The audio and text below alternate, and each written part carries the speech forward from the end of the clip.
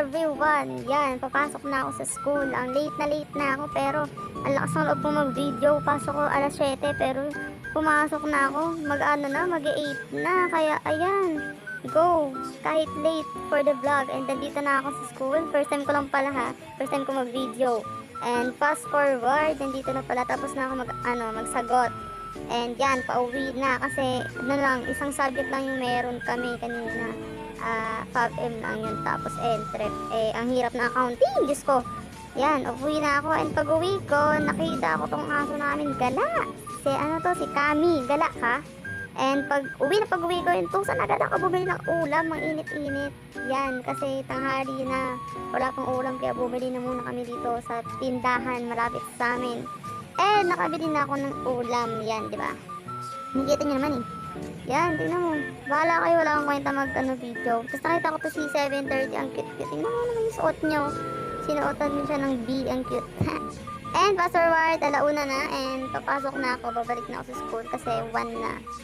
Diba? Andiyan na pala si Lola Mami, andiyan yung Lola Kan, si Mama, chismisan sila dyan, be. Grabe, chismisan yun. Yan, so fast forward, biyahe ulit, saka tricycle, yun, oh. Yan. Diba? Basta biyahe lang. Pagdating ko sa school, nakikita ko yung mga junior high nagpa-practice ng sayaw nila. And yan, gumawa ng research habang ito nagme-makeup. Diba? Yan, yung iba, habang iba gumagawa ng research, sila nagme-makeup, nagsusuklay. O, diba, pak. Diba? Nagpa-beautiful eyes pa ang bakla. Diyos ko naman, Vincent, ano ba yan? And tingnan nyo naman, binura niya na kasi pauwi na kami, guys. Buburahin niya to kasi baka daw paluin siya ng tatay niya. Diba? Ang hirap po. Pagtapos mag-makeup, pagtapos magkilay, buburahin lang. Grabe tong taong to. Tingnan nyo naman, guys. Garito doon. Diyos ko. And tumabay pala kami dito sa Q's kasi wala naman kaming class na. And naisipan namin ni Mary Rose, yan, aking kaibigan, na kumain muna sa labas kasi naboboring kami and ang aga-aga pa naman. Tapos wala na kaming subject, kaya naisipan namin kumain. And ang init-init, naglalakad kami dalawa, Diyos ko po. Tingnan nyo naman yun, guys, ang init-init, diba? For the payong lang, buti naka-jacket ako, hindi, ay Diyos ko, sunog tayo. Yan. And fast forward, dito na pala kami sa Zone 8, sa Street Bites. Dito kami kumain, diba, para aesthetic, kunyari may pera, pero wala talaga.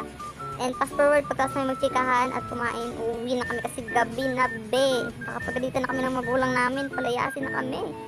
So, trip namin maglakad muna pag pauwi kasi kaya namang lakarin, walking distance lang naman talaga. Kung masipag maglakad, kahit ako sa school, kaya ko naman lakarin pero tinatamad lang talaga ako kasi mainit. Kaya sumasakay talaga ako ng tricycle.